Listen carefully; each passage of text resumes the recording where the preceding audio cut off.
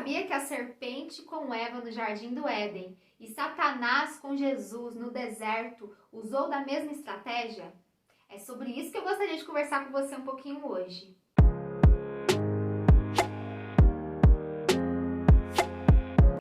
Para começar a falar um pouquinho a respeito desse assunto com você, eu gostaria de te levar para o livro de Gênesis, no capítulo 2, os versículos 16 e 17, que falam a respeito da ordem específica que Deus deu para Adão e Eva no jardim do Éden. E diz assim: E o Senhor Deus deu esta ordem: de toda árvore do jardim comerás livremente, mas da árvore do conhecimento do bem e do mal não comerás, porque no dia em que dela comeres, certamente morrerás.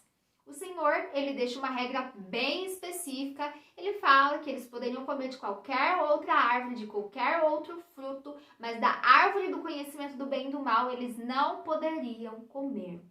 E no capítulo 3, nós vemos que a serpente, ela questiona Eva, e ela diz assim no versículo 1: É assim que Deus disse: Não comereis de toda árvore do jardim? Então a mulher começa a explicar aquilo que Deus havia falado. E ela diz: do fruto das árvores do jardim podemos comer, mas do fruto da árvore que está no meio do jardim, disse Deus: dele não comereis, nem tocareis nele, para que não morrais.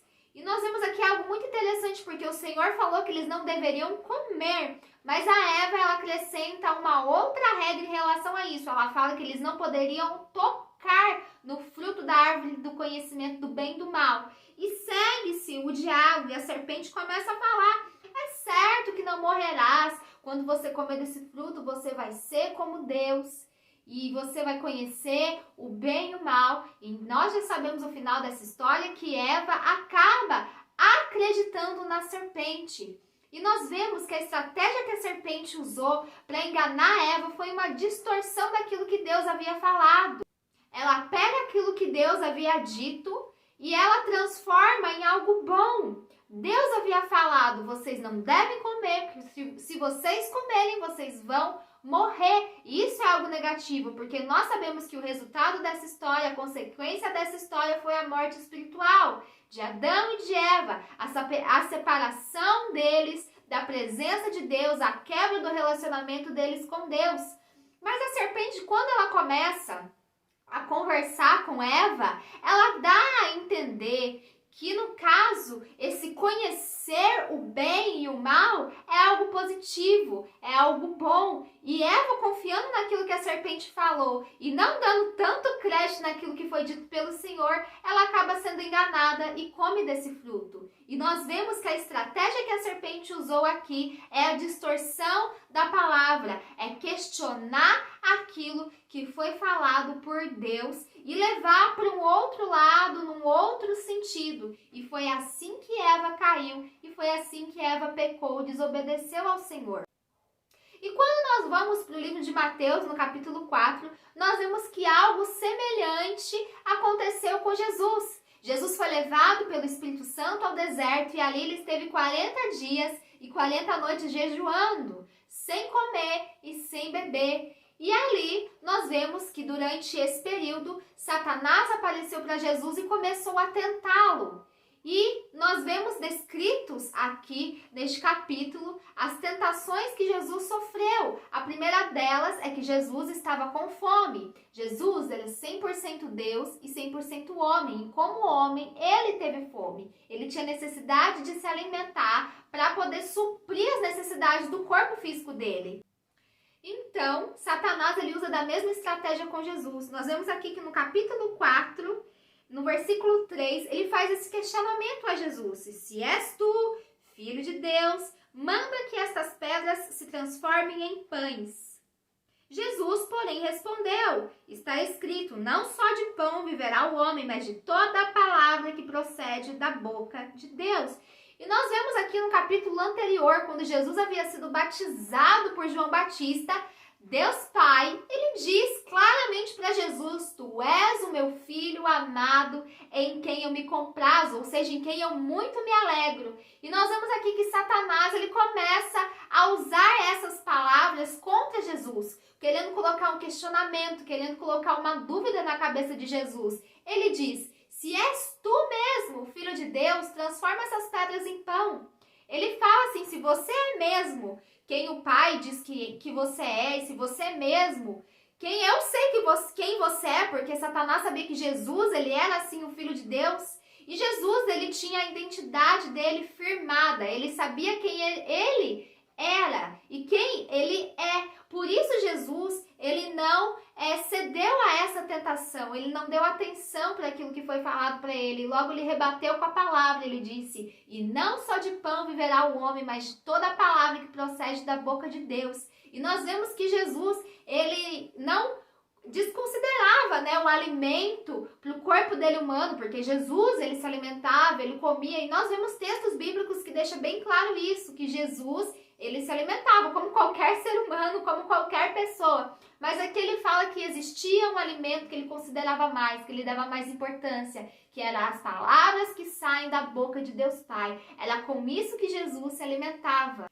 E seguindo o texto, na segunda tentação, o Satanás levou Jesus para o pináculo do templo, um lugar bem alto, e ele diz assim: aos seus anjos ordenará a teu respeito que te guardem, e eles te sustentarão nas suas mãos para não tropeçares em alguma pedra. Respondeu-lhe Jesus: também está escrito: não tentarás o Senhor teu Deus. Nós vemos aqui, na sequência dessa história, que Satanás ele pega as palavras faladas pelo Senhor, e ele começa a tentar distorcê-las de tal maneira para fazer com que Jesus viesse tentar ao Senhor, para que fizesse com que Jesus desobedecesse a palavra, ele mesmo se colocasse em risco, se colocasse em perigo, e com a ideia de que ele seria socorrido pelos anjos do Senhor, que o Senhor ele enviaria socorro para ele.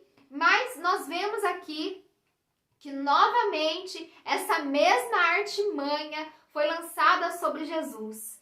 E seguindo esse texto, na última tentação diz assim: levou ainda o diabo a um monte muito alto, mostrou-lhe todos os reinos do mundo e a glória deles, e lhe disse: tudo isto te darei se prostrado me adorares. Então Jesus lhe ordenou: retira-te, Satanás, porque está escrito: ao Senhor teu Deus adorarás, e só a ele darás culto. Com isso o deixou o diabo, e eis que vieram anjos e o serviram. E nós vemos aqui na continuação dessa história em que Satanás apresentou todos os reinos do mundo para Jesus, porque essa autoridade foi dada a ele quando Adão e Eva pecaram no Jardim do Éden, e nós sabemos que o mundo jaz no maligno, e ele colocou tudo isso diante de Jesus e disse: se você se prostrar e me adorar, eu te dou tudo isso. Mas Jesus, ele falou assim: somente ao Senhor adorarás. E nós vemos que essa foi uma proposta muito tentadora, né? No caso, porque é o que, infelizmente, muitas pessoas querem, né? O poder, né? O domínio. E ao longo dos anos, ao longo dos tempos, nós vemos que muitos conflitos têm surgido por causa dessas coisas.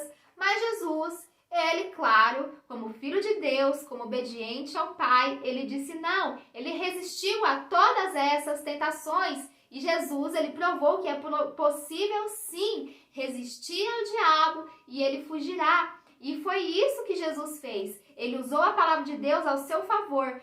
Quando nós compreendemos o que a palavra de Deus realmente está falando, quando nós sabemos entender aquilo que a palavra nos quer comunicar, nós não somos enganados. E apesar de ter tentações, até mesmo com o uso das palavras de Deus, como nós vemos aqui nesse texto, como nós vemos ali no Gênesis, com Adão e Eva, nós podemos resistir através do entendimento correto das Escrituras, quando nós somos guiados pelo Espírito Santo. Por isso é tão importante nós que somos cristãos, nós conhecermos a Bíblia, lermos ela de capa a capa, gastarmos, investirmos a nossa vida no aprendizado da palavra e nós começarmos a encher a nossa mente, o nosso coração com as palavras do Senhor, para quando tivermos momentos de tentações nós estarmos preparados, nós sermos capazes de dizer não, nós sermos capazes de entender quando essas mesmas artimanhas, essas mesmas tentações nos rodeiam.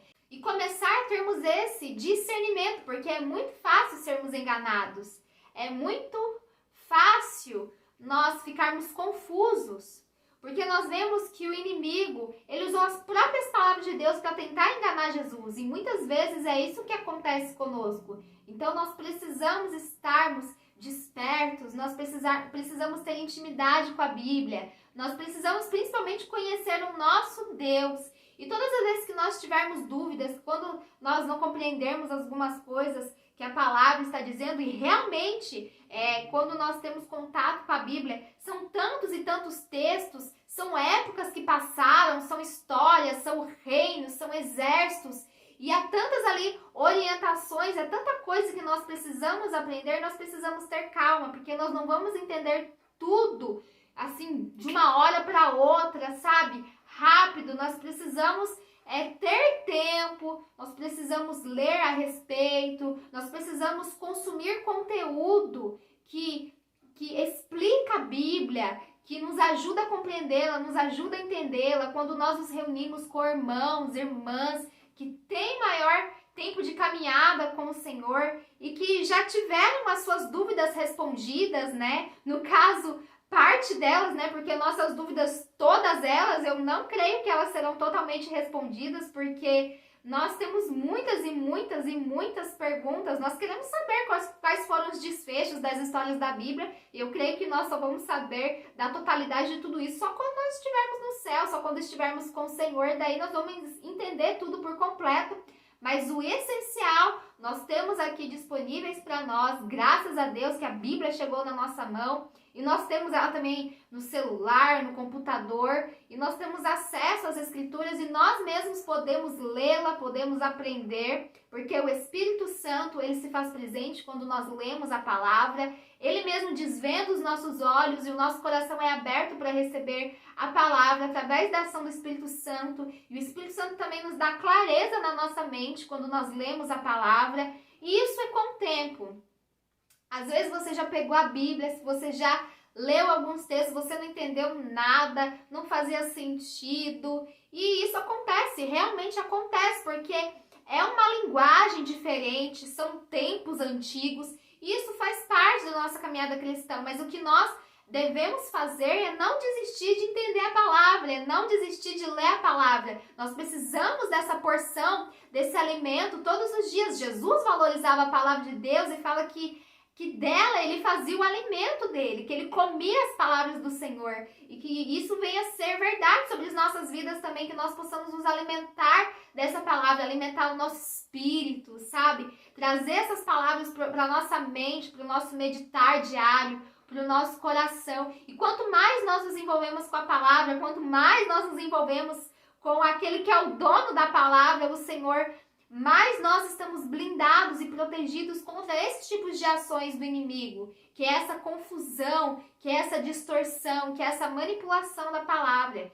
Que o Senhor nos ajude na nossa caminhada cristã e que o Senhor a cada dia venha nos ensinar mais e mais e responder às nossas perguntas, e que a palavra de Deus ela seja sempre motivo de alegria para nós, que nós possamos nos alegrar e aprender com o Senhor e usufruir dessa oportunidade que nós temos hoje através de Jesus Cristo. Que as bênçãos do Senhor estejam sobre a sua vida, que as bênçãos do Senhor estejam sobre a sua família, no nome do Senhor Jesus Cristo. Tchau, tchau.